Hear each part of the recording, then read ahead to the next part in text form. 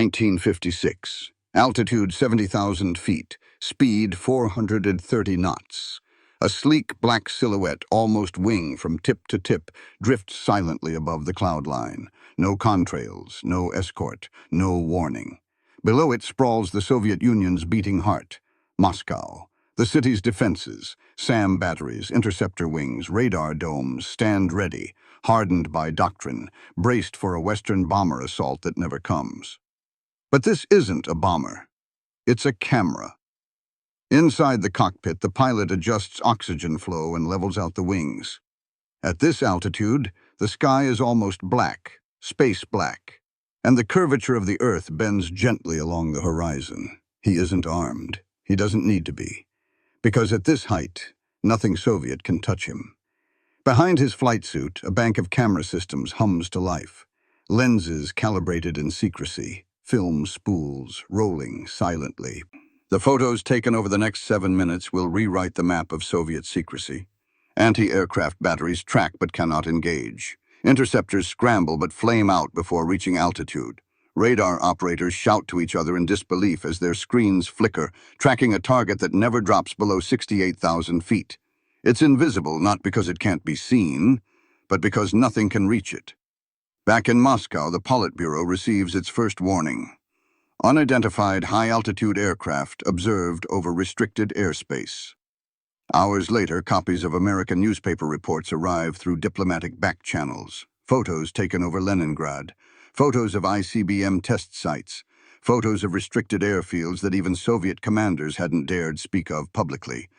The realization is instant and devastating. They've been seen. Worse, they've been mapped, cataloged, filmed from the edge of space. The intruder? The U-2, an aircraft designed by Lockheed's secret Skunk Works division, flying above the known rules of aviation. It doesn't evade. It doesn't hide. It flies so high that Soviet air defense might as well not exist. This isn't just a surveillance flight. It's a declaration that America can reach the Soviet heartland at will, that the Iron Curtain no longer stretches to the sky, that no secret, no matter how deep or remote, is beyond the reach of a reconnaissance lens. And for the Soviet Union, it marks the beginning of a 4-year nightmare, where every cloudless morning could bring a black shadow overhead and the silent click of a camera exposing its deepest military secrets. In the years following World War II, Soviet military doctrine surged with confidence. The Great Patriotic War had proven that layered defense, overwhelming firepower, and centralized control could halt the most brutal of invasions. That same confidence flowed into the structure of Soviet air defense, PVO Strany, the most expansive, integrated, and well-funded anti-aircraft system the world had ever seen. By the mid-1950s, it spanned across 11 time zones. Dozens of radar networks formed overlapping coverage. MiG-15 and MiG-17 interceptors stood ready on hot alert. Missile batteries guarded every major city. It was a shield, dense, disciplined, and deadly, or so it seemed, because within this wall of steel and signal was a silent flaw. Every system, every intercept, every missile and radar had been calibrated for a specific kind of threat, the American bomber. Doctrine expected waves of B-36s and B-47s thundering in from the north, loaded with thermonuclear warheads. The radar horizon, the engagement zones, the missile climb rates, they were all built to handle intruders flying between 35,000 and 50,000 feet. Nothing higher. That assumption, written into textbooks, sealed in doctrine, was fatal. The Soviets had built a net for fish that swam low. When the U-2 came, it soared over the top, a bird in orbit. Even worse, radar technology couldn't consistently track targets above 65,000 feet. Most Soviet early warning radars, like the P-8 and P-10, relied on ground reflection angles and beam refraction that flattened out at extreme altitude. Targets above that vanished into tracking silence, and so, when the first U-2 crossed the Soviet border, it did something no enemy plane had done since 1941. It entered Soviet airspace without permission and left without consequence. No radar lock, no missile launch, no pursuit. The USSR had created a doctrine for height, not altitude. When Soviet air marshals were shown maps of the overflight path, straight across the industrial belt, gliding near Moscow, they denied the data outright. Some called it fabrication. Others claimed the plane had to be a weather balloon or a hallucination. Even Khrushchev reportedly believed it must have been a trick. But it wasn't. The U-2 didn't sneak in. It walked in, slowly, openly. And nothing designed in the Soviet Union could do a thing about it. The irony was bitter. A nation obsessed with controlling the skies had left the stratosphere undefended. They had radars, they had missiles, they had speed, but they didn't have altitude. And in a world where photography from 70,000 feet could replace spies and satellites, that made them naked. Soviet air defense doctrine in the early Cold War was a monument to mathematical certainty. Each radar system, from the low-frequency P-12 to the tracking-precise SNR-75, had a designated altitude ceiling, a speed bracket, and a lock-on protocol. Each missile system, SA-1s around Moscow, SA-2s in development, was configured for known aircraft profiles. Soviet planners calculated expected enemy incursions down to altitude bands, heading vectors, and timing intervals. There was no room for improvisation. The system wasn't just engineered, it was ritualized. But that ritual had one fatal blind spot: the belief that reconnaissance aircraft could be stopped with the same tools built to intercept bombers. And the U.S. had just introduced something completely different. The U-2 wasn't fast, it wasn't agile, but it could fly higher than any Soviet aircraft or missile could reach. Designed by Lockheed's secret Skunk Works division under the direction of Clarence Kelly Johnson, the U-2 was a scientific cheat code. With a 103-foot wingspan and ultralight airframe, it soared like a glider, maintaining altitude by sheer physics, not brute power. And altitude was everything. Because no part of Soviet doctrine had been prepared to engage aircraft above 65,000 feet, that altitude was considered unreachable, an environment reserved for science balloons, not combat platforms. Even the Soviet Union's top interceptor, the MiG-17, began to stall well below 50,000 feet. Radar-guided missile systems were still in their infancy, and their engagement windows were narrow. If a target didn't descend into the envelope, there was no shot. Worse still, existing radars weren't built to track steady targets at extreme altitude. The U-2's low speed, barely 400 knots, meant it moved too slowly to generate consistent Doppler returns. On the scopes, it flickered like noise. That flicker was the death knell of the PVO doctrine. In rooms filled with flashing indicator lights and layered maps, Soviet commanders were confident that no Western plane could enter their airspace and survive. Their missile rings were layered, their interceptor units were fast, their radar coverage was broad, but all of that depended on the assumption that the enemy could be seen, tracked, and intercepted. The U-2 violated all three. It flew too high to be locked, it moved too slow to be tracked, and it delivered the one payload Soviet defenses had never accounted for: information. Photos, data, imagery of restricted zones, hidden bunkers, missile silos. The U-2 didn't threaten to destroy Soviet targets. It threatened to expose them. And in a system where secrecy was survival, that was the most dangerous payload of all. The doctrine was about to break. Not from firepower, but from the simple, shattering realization that the enemy had already seen everything. The morning of July 4, 1956, began like any other for Soviet radar crews. Screens glowed softly in concrete bunkers.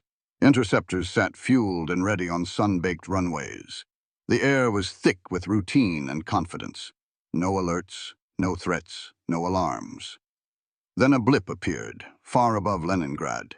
Anomalous, inconsistent, floating at an altitude previously considered theoretical for manned aircraft. Radar tech stared in disbelief. It was moving slowly, far too slow for a bomber, but far too high for anything they'd seen before. The order was immediate: scramble interceptors. MiG-17s launched with afterburners screaming, climbing with all the thrust they could muster. But at 45,000 feet, their performance dipped. At 50,000, their engines wheezed. At 55,000, they stalled. The target? It was cruising effortlessly at 70,000 feet. The U-2. Inside the cockpit, CIA pilot Hervey Stockman adjusted his heading and checked his instrument panel. His mission: fly directly over Soviet industrial and military zones, capturing high-resolution photographs of everything the U.S. couldn't see from satellites or guess from spies. The cameras, hand-built by the CIA's own Technical Services Division, clicked in sequence. Each image covered miles. Every frame captured launch sites, railheads, military convoys, missile production facilities. He flew directly over Moscow, and no one stopped him. From the ground, the U-2 was visible, barely. A small black dot gliding through the sky. Civilians reported sightings. Some even believed it was a new Soviet design. But inside Soviet Air Defense Command, the atmosphere had turned from disbelief to fury. How had something crossed directly through the capital's no-fly zone? How had no missile been launched? No interceptor succeeded? Reports flowed upward, full of denials and excuses. Some blamed radar malfunctions. Others claimed the blip had been misidentified as a weather balloon. But behind closed doors, a darker truth was setting in. This wasn't an accident. The Americans had deliberately flown over the Soviet Union's most protected zones, collecting unrestricted intelligence. And it worked. The photos taken that day revealed more about Soviet nuclear capabilities than years of intercepted communications. U.S. analysts discovered key ICBM development sites, strategic bomber dispersal patterns, and the location of suspected atomic weapons labs. Soviet leaders were stunned. The sheer depth of exposure was catastrophic. Worse, there was no retaliation, no captured pilot, no downed aircraft to parade on state television, just an American plane. That had come and gone like a ghost. In the West, CIA analysts and military planners celebrated the success of Operation Overflight. But in Moscow, alarm bells began to ring. If the Americans could do this once, what was stopping them from doing it again? What had been unthinkable just hours before had now become the new normal. And the worst part? They still had no idea how to stop it. At first, the Kremlin denied everything. The report submitted by Air Defense Command described a high-altitude radar anomaly, possibly a weather phenomenon. No breach confirmed, no threat detected, no evidence that a foreign aircraft had violated Soviet airspace, let alone flown directly over the capital. To admit the truth would be to confess failure on a scale unimaginable to the Soviet leadership. But the truth didn't wait for permission. Less than 72 hours after the flight, American media began hinting at a mysterious surveillance mission. In Langley, Virginia, CIA technicians were already developing film from the July 4th U-2 overflight. Photographs captured crystal-clear imagery of Soviet missile silos, bomber fields, and experimental air bases, some of which were considered among the USSR's deepest secrets. Within days, senior Soviet officials, including Khrushchev himself, were handed translated clippings from U.S. and European newspapers that described high-altitude reconnaissance conducted over Soviet territory. The message was clear. The Americans weren't hiding what they'd done. They were bragging. In Moscow, shock gave way to anger. PVO leadership was summoned to explain how an enemy aircraft could fly across multiple air defense sectors, undetected, uninterrupted, unscathed. Their explanations were filled with jargon and passive verbs. Radar tracking was inconsistent. Target altitude exceeded known operational ceilings. Interceptor performance degraded. Khrushchev was livid. If the Americans could photograph Soviet territory at will, they could pre-target ICBM silos, bomber runways, and command bunkers. In an age of nuclear brinkmanship, knowledge was lethality. Behind the scenes, a war of theories erupted. Some believed the flight was faked, an elaborate propaganda stunt by the CIA. Others insisted that if a plane had flown that high, it had to be unmanned. No pilot, they argued, could survive such altitude without blacking out. But then came confirmation from another source. Internal Soviet reports from ground observers, military and civilian, describing the visual sighting of a long-winged aircraft moving silently across the sky. The same day, the same time, the same direction. Denial was no longer an option. The Americans had flown over Moscow. They had done it without detection, and they had done it without fear. For Soviet air defense doctrine, this wasn't just a tactical failure, it was a philosophical collapse. The entire system, designed to project strength and invulnerability, had been bypassed like it wasn't even there. Worse, the breach wasn't caused by stealth. It wasn't caused by speed. It was caused by altitude, something so fundamental, so seemingly simple, that no one in the Soviet high command had prepared for it. The realization struck deep. The enemy had looked down from the edge of space, and all of the Soviet Union's pride, secrecy, and preparation had been photographed in broad daylight. As the implications of the U-2 flight settled in, Soviet engineers and air defense planners did what they had always done in times of crisis. They looked for a technical explanation, one that could rationalize the failure and provide a pathway to prevention, without admitting that the system itself had been fundamentally flawed. The first theory was seductive in its simplicity. The Americans had used ECM, electronic countermeasures, to blind Soviet radars. It fit the narrative. The U.S. had invested heavily in electronic warfare since World War II. Perhaps, the theorists argued, the U-2 was equipped with advanced jammers that distorted radar returns or created false echoes at high altitude. Maybe the reason radar stations lost the track wasn't a mechanical limitation, but an act of deception. The implication?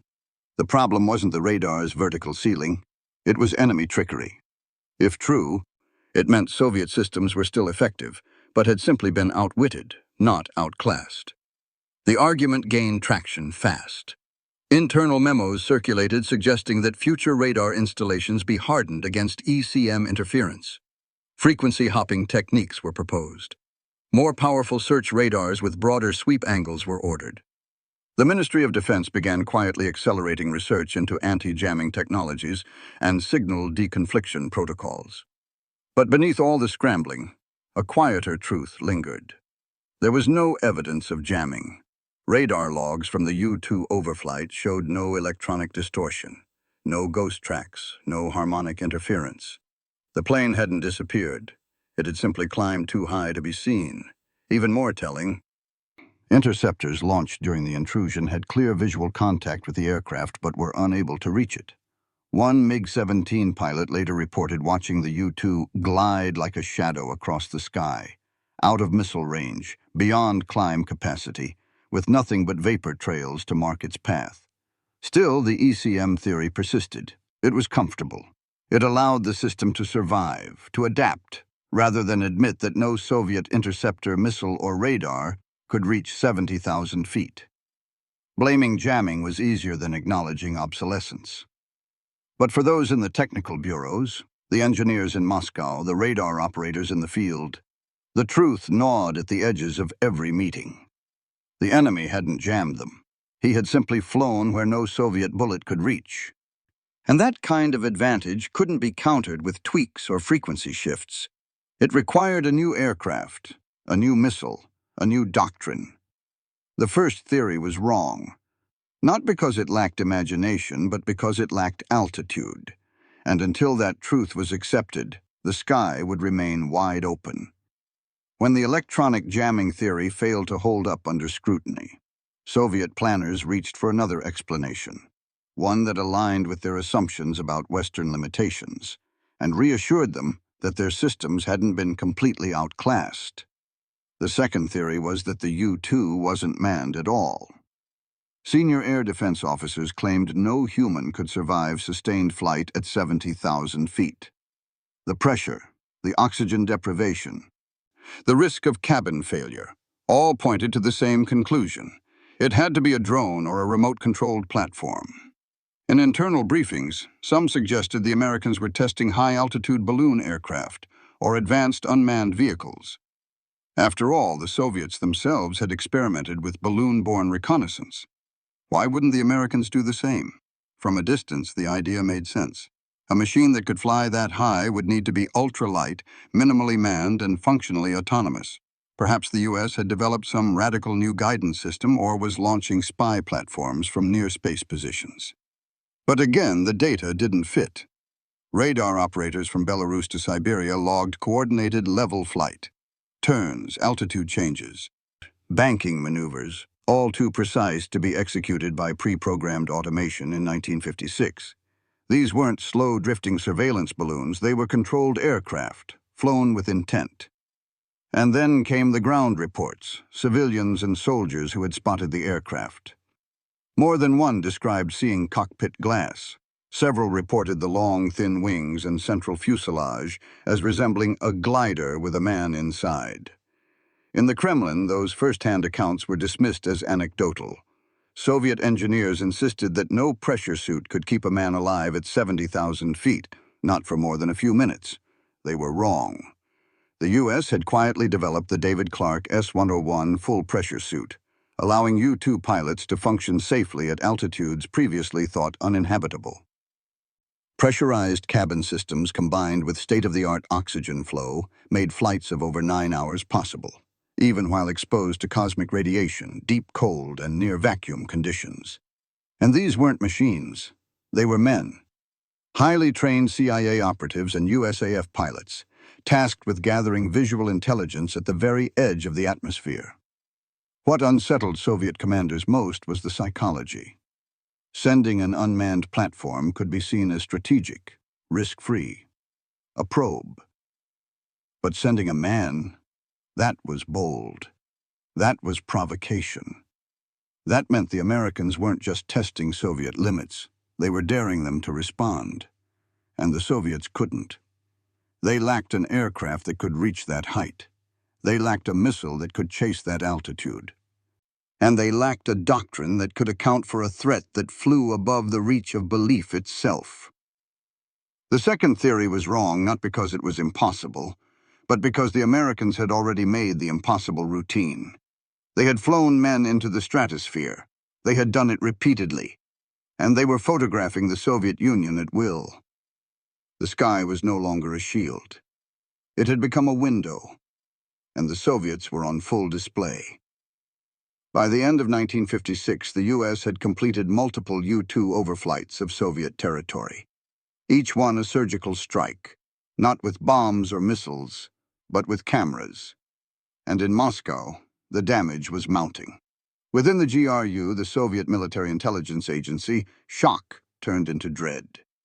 Analysts began reviewing captured foreign publications, decrypted signals, and scattered bits of intelligence from Warsaw-pact allies. The evidence was overwhelming. American planners now had more detailed maps of Soviet military installations than the Soviets believed possible. Entire missile test ranges had been exposed. Airfields once hidden in Siberian forests were clearly identified. Runway lengths measured, aircraft counted, blast pens catalogued.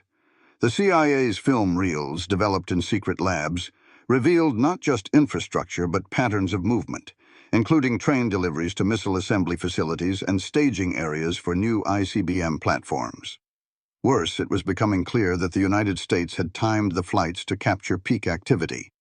Photos taken just as new weapons were being deployed, or during joint exercises that Soviet commanders had assumed were invisible to foreign eyes. The GRU had no warning system. There had been no intercepted communications, no human intelligence, no radar alert, no forward-based chatter. In fact, in nearly every instance, the U-2 had entered and exited Soviet airspace without a single Soviet officer being aware, until after the fact. This was not a case of delayed reaction. It was complete blindness. Internal memoranda painted a grim picture. In one classified report circulated among high-level defense officials, a senior GRU analyst wrote, "The Americans possess a platform that renders current PVO assumptions obsolete. Our exposure is strategic, not tactical." Even worse was the realization that the West now knew exactly what the Soviets didn't have: For years, the USSR had relied on the illusion of overwhelming missile parity, or even superiority. Public statements from the Kremlin boasted of thousands of ICBMs, a nuclear force capable of raining destruction across the capitalist world. But now, the US had photographic proof that such numbers didn't exist. Entire missile fields were empty. Silo construction was far behind schedule. Some installations had only mock-up structures. U.S. estimates of Soviet nuclear capability were drastically revised, downward. The so-called missile gap, once feared by American politicians, was exposed as a myth, and the U.S. had the U-2's images to prove it. For the Soviet Union, this was a catastrophe not just of security, but of narrative. Everything the regime had built, its threats, its deterrence, its global leverage, had depended on being perceived as untouchable. But now its secrets had been seen, its vulnerabilities had been photographed. Its lies had been documented from the sky. The U-2 didn't just blind Soviet radar, it blinded the Kremlin to its own exposure, until it was too late. The U-2 was never supposed to exist. It began as a long shot, a desperate Cold War gamble to pierce the Iron Curtain with optics instead of explosives. The U.S. needed intelligence. Satellite programs were years away. Human spies were limited, compromised, or dead. So in 1954, the CIA and the U.S. Air Force approached the only man who could solve the problem, Clarence Kelly Johnson. Head of Lockheed's top-secret Skunk Works division, Johnson was told to build an aircraft that could fly higher than any Soviet interceptor, radar, or missile. He responded with a single sentence, "I can do it. Just leave me alone." What emerged from the dry lakes of Nevada just 8 months later was unlike anything the world had ever seen. The U-2, long, fragile, and oddly graceful, the U-2 looked more like a glider than a jet. Its 103-foot wingspan allowed it to ride the thin edges of the atmosphere like a sailplane. Its airframe was composed of ultra-lightweight metals. Its single J-57 engine, normally used in the F-100 Super Sabre, was modified for extreme altitude performance. But the real miracle wasn't just altitude, it was endurance and clarity. The U-2 could cruise for over 9 hours at 70,000 feet, collecting photographic intelligence across entire nations in a single pass. And it did so with camera systems so advanced they bordered on science fiction.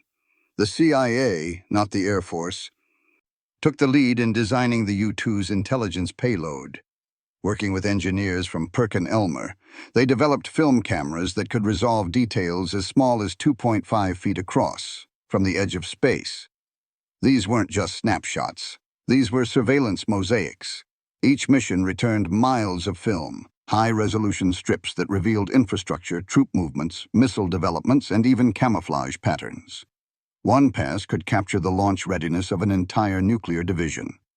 But the genius of the system wasn't just technological, it was operational. The U.S. established a global network of secret air bases, Adana in Turkey, Peshawar in Pakistan, Wiesbaden in West Germany, allowing flights to cross Soviet territory from multiple directions. Each route was selected based on weather, sun angle, radar coverage, and strategic targets. Pilots were hand-picked, medically screened, and psychologically vetted. Most came from the Air Force but flew under civilian cover. Trained to navigate with precision and to withstand the physiological stress of near-space flight, they carried cyanide pills and diplomatic papers they hoped they'd never need. The aircraft were black, silent, marked with false tail numbers, and they worked. Between 1956 and 1960, U-2s flew dozens of successful missions over Soviet territory. Each one exposed more of the USSR's hidden military structure. Each one fed Washington with imagery that changed policy, shaped diplomacy, and debunked Soviet propaganda. The Soviets knew the U-2 was flying, but they couldn't touch it. Their interceptors stalled, their missiles failed, their radars blinked. And each time a U-2 returned safely to base, the Americans gained not just pictures, but a strategic edge. Not from brute force, but from vision, because in a world preparing for thermonuclear war, knowing what the other side had and where was the ultimate advantage. And the U-2 gave that to America. Every mission, every frame, every inch of exposed Soviet terrain. It was the truth machine, an airplane that turned the balance of the Cold War not with bombs, but with the clarity of sight. By 1957, the Soviet Union had suffered enough. The U-2 wasn't just an aircraft. It was a recurring nightmare. Each mission broadcasted a clear message. You can be seen, and you can do nothing about it. To Soviet military planners, this was more than a tactical embarrassment. It was a direct challenge to the legitimacy of their air defense system. Each U-2 that entered Soviet airspace and exited unscathed broadcasted Soviet impotence to the world. The Kremlin could no longer rely on secrecy, nor on the illusion of control. So the Soviet response shifted from denial to action. Across the USSR, a frantic effort began to catch the ghost in the sky. New interceptor designs were rushed forward. The MiG-19, limited by engine performance, gave way to the MiG-21, still in development, but promising higher altitude reach. Missile development surged. The S-75 Divina, known to NATO as the SA-2 guideline, became the centerpiece of a new plan. It was the first Soviet surface-to-air missile capable of reaching the upper stratosphere. With a ceiling over 80,000 feet, and guided by powerful fan-song radars, the SA-2 was designed with one target in mind, the U-2. But reality lagged behind ambition. Throughout 1958 and 1959, U-2 flights continued. One plane crossed over Baikonur Cosmodrome, photographing the secret Soviet space launch facility. Another revealed details of the Turatom missile range, exposing ICBM development that had been hidden for years. Each overflight was a dagger to Soviet prestige. No aircraft was intercepted. No missile struck its target. In desperation, the Soviets launched multiple ambush attempts, waiting for expected U-2 corridors, stacking interceptors and missiles in hopes of catching the intruder by surprise. Nothing worked. The Americans were careful. Routes shifted, altitudes adjusted. Pilots trained to detect radar lock-on and evade even without evasive maneuvering. The U-2 had no weapons, but it had awareness, and that was enough. Then came May 1st, 1960. The day the humiliation finally ended, but not in victory. Francis Gary Powers lifted off from Peshawar, Pakistan, on what was to be another routine mission. But Soviet air defense had finally caught up. A chain of S-75 batteries had been placed along expected U-2 flight paths. Over Sverdlovsk, radar locked on. A volley of SA-2s rose. Powers' aircraft was hit at over 68,000 feet. The shockwave shattered the wings. He ejected, was captured, and paraded through Soviet media as proof that the invisible aircraft was vulnerable after all. But even in this moment of victory, it was too late. For 4 years, the U.S. had conducted uninterrupted reconnaissance over Soviet soil. The intelligence gathered had already been integrated into U.S. nuclear targeting, NATO planning, and strategic forecasting. The damage had been done. The humiliation couldn't be undone by a single missile kill. The United States had mapped the Soviet Union like a cartographer with wings. And the Soviet military, so often portrayed as all-seeing, all-controlling, had been powerless to stop it. In the end, the U-2 was more than a spy plane. It was a symbol of the American advantage, not just in technology, but in initiative, daring, and reach. It proved that even the most secretive regime on Earth could be laid bare by altitude, optics, and persistence. The Soviets had fired every tool they had at the Ghost, but by the time they hit it, the Ghost had already written history. The downing of the U-2 on May 1st, 1960, marked the end of one chapter, but the beginning of an even deeper crisis for the Soviet Union. Yes, they had finally destroyed the Ghost in the sky. Yes, they paraded Francis Gary Powers through press conferences, extracting a televised confession. Yes, they broadcast victory across every state-run newspaper. But inside the Kremlin, the celebration was hollow. Because the missile kill did not erase what the Americans had already seen. It did not unexpose Baikonur. It did not re-hide Teoritum. It did not refute 4 years of strategic reconnaissance that had rewritten U.S. intelligence estimates from top to bottom. What it did do, catastrophically, was collapse a major diplomatic summit. Just 2 weeks after the shootdown, the United States and the Soviet Union were scheduled to meet in Paris. President Dwight D. Eisenhower was set to hold face-to-face talks with Nikita Khrushchev to discuss arms control, Berlin, and the possibility of de-escalating Cold War tensions. Instead, Khrushchev entered the summit holding wreckage, literally. He demanded an apology. Eisenhower refused. The talks collapsed before they began, and with them, any chance at thawing the Cold War in 1960 disintegrated. The U-2 incident had not only shattered Soviet airspace, it had shattered diplomacy. Worse, it exposed a fragile Soviet truth. Their ideology of control could not extend to the skies. The entire Soviet system, its surveillance state, its information control, its rigid doctrine, relied on the idea that the state could see all, know all, and prevent all. But the U-2 had flown above all of it. It had shown that a Western nation could trespass into the heart of the USSR, photograph its secrets, and leave untouched. That reality was more dangerous than any weapon, because it eroded faith in the system. Within the Soviet Air Defense Forces, morale plummeted. Officers who had confidently told their superiors that the skies were secure now faced demotion or worse.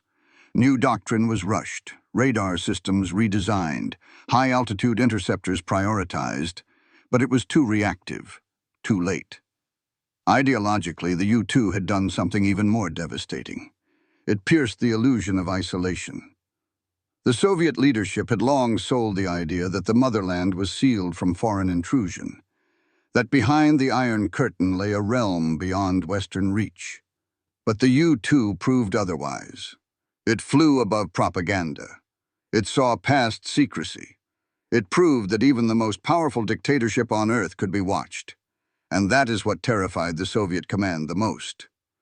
The U-2 didn't just photograph runways and rockets. It photographed weakness. And in a system where perception equaled power, that was a threat no missile could shoot down. Today, the U-2 still flies. In a world of satellites, drones, and digital surveillance, this Cold War relic remains in the skies, an anachronism by design but a survivor by function. It has outlived its rivals, its creators, even its enemies, and it continues to gather intelligence over conflict zones from the Baltics to the Pacific. But its legacy was forged in a very different war, the war where the battle wasn't about territory, but about what could be seen. Between 1956 and 1960, the U-2 didn't just photograph the Soviet Union, it changed the Cold War. It erased the concept of strategic invisibility. It ended the illusion that borders protected secrets.